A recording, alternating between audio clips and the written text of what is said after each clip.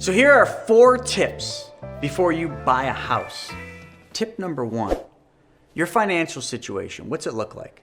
Before you start looking at houses, you should probably carefully assess your financial situation.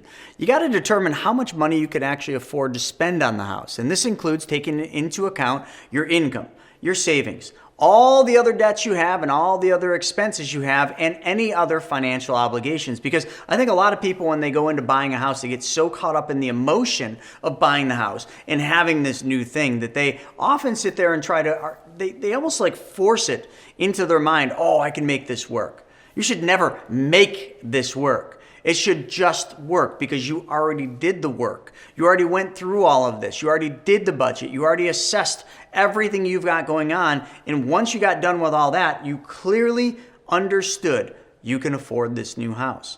And until you understand that, until you've done that work, you shouldn't even be looking at houses, because this should be step number 1. Step number 2 would be the housing market conditions. I mean, this is a really important time to consider this one. The state of the housing market can have a huge impact on your decision to buy a house. I mean, look right now, we're probably at one of the highest points the housing market's ever been. So if you buy now, you're buying high. Consider these factors such as supply and demand. There's a lot of demand right now, which is driving the price of housing up, and there's not enough supply. How about interest rates? The Fed, the entire year in 2022, raised interest rates 7 times, and they're going to continue to raise interest rates into 2023.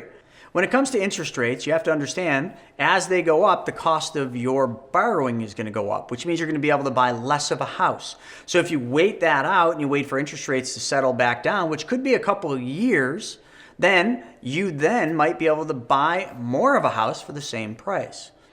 So you really want to consider supply and demand, interest rates, and the economic conditions when you're deciding whether it's a good time to buy your next house. Number 3, this one could supersede the other one. You got to consider your long-term plans. Now, it's really important to consider your long-term plans when you're deciding whether to buy a house or maybe should you rent a house for the time being.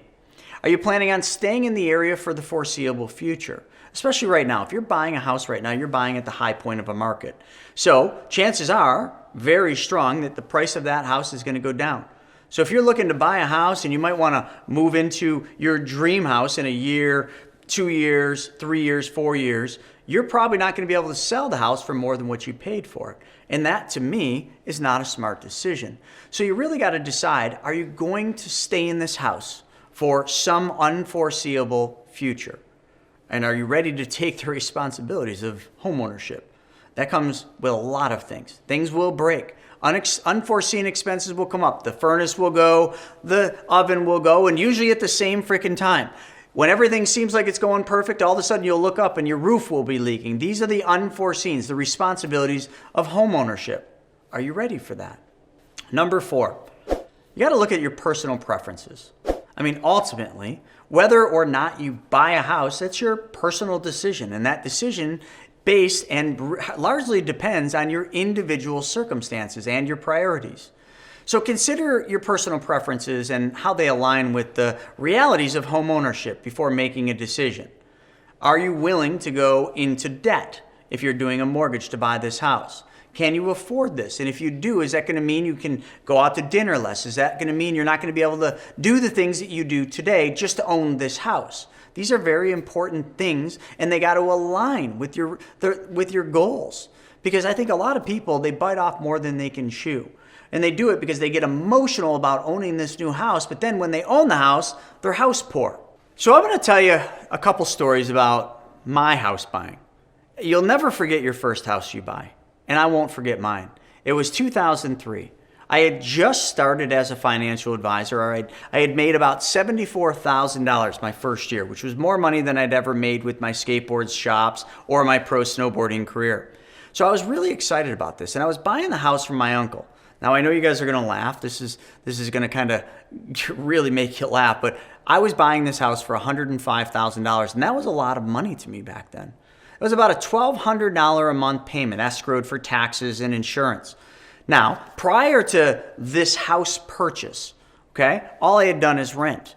Matter of fact, I didn't just rent. I rented rooms in houses with my friends. That's how I did it. I mean, I was a skateboard snowboarder. I was on the road most of the time doing fun things. So I would always rent a room. I think the most I ever paid for one of those rooms was $500 a month. And that included my utilities. So now I'm going from $500 a month up to $1,200, not including utilities or all the other things. But this house, well, let me tell you a little bit about it. It had an in-ground pool. It had a garage that held 2.5 cars. It had a little thing on the back side of the garage that had a radio. It was like a little house that we could hang out in. It had a pond for the fish. It had all sorts of really cool things in the house. The basement was partially finished, and I had this vision for making it this like bar and this really cool lounge area. I had all these ideas for this house. So they aligned. I could afford the $1,200, although it was more than what I'd paid previously. I could afford it. But the thing I had to really understand is doing this meant I had to give something up. I was going to have to keep performing at work. I was going to have to keep working really hard to make the money that I would need to be able to afford this house. And I remember when I first closed on that, it was a scary thing. And because I got in there and I wanted to do all these renovations, but I did all the work myself because I didn't have the money to hire anything out. And I always would think, oh my God, if I don't have a good month, how am I going to afford to make the mortgage? And I know this is kind of funny, but I ended up moving a couple friends in with me because I was always used to sharing rooms with other people in the other apartment or houses that I lived in. So this one, I'm like, all right, well, now this is my house. So I have eventually rented some rooms out. I rented a room out to Pete, and I had friends living with me, which kind of was normal to me until I had my girlfriend move in with me. And then things got a little bit weird with that. But you see, that allowed me to align my home ownership with my state of thinking.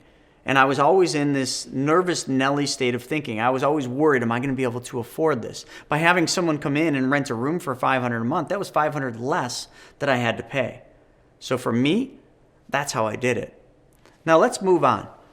I lived in that house for, I don't remember how many years, let's just say 5 years. And I wanted to move out of Lockport, which is my hometown. I wanted to move closer to my office. I wanted to get out of that little town, and I wanted to get out into an area where I was closer to everything that I was doing, closer to my work, closer to all the snowboarding hills and everything else. So I remember we found a house, and it was kind of my dream house. It was a major step, but I was doing well as a financial advisor. And this house was in Gettsville. And I remember we ended up selling my house, and I sold it for way more than what I paid for it. So I had this little extra money. It was like $40,000 extra that I had. And I used that to buy this new big house. Back then, like this big house, this 171 Radcliffe Drive house, I think it was 2,700 square feet, which was a huge house because my house was probably 1,200 square feet that I lived in. So moving up to this giant house felt like it was a mansion. I'd never use all these rooms, but it needed a complete renovation. And I remember buying this house being scared out of my mind. I was going from a $1,200 a month mortgage up to over a $2,000 mortgage. Plus I had to do all the renovations, and all I had was $40,000. $40,000 to put in a new kitchen, a new bathroom. I had to do all new flooring, all the paint, and I wanted a fish pond out back. Oh, did I ever want that fish pond? Now, all this stuff took time, and it took me working at it and doing a lot of the work myself, but I ended up getting it done. Now here's the sad story. Things changed. So I remember things got tough financially. I started getting behind in certain things. I just spun out of control. Like some things that had happened. I had gotten into real estate and bought a bunch of real estate, and all of a sudden some things just didn't happen the right way, and all of a sudden I was pinching pennies, and I was highly leveraged with this new house. And I ended up having to sell that house. And I had to sell that house, and I remember watching all this hard work and energy just have to go. And I remember not making hardly any money on it because we had to sell it really fast because of the financial circumstances. So folks, all of these things play into those different lessons. Your financial situation, if your financial situation changes, how is that going to play into your overall plan? Well, I just gave you 2 examples. My first house, which went really well, it was exciting, but it was a big step. And then I made this step into this really big house. And when that house sold, guess what I did?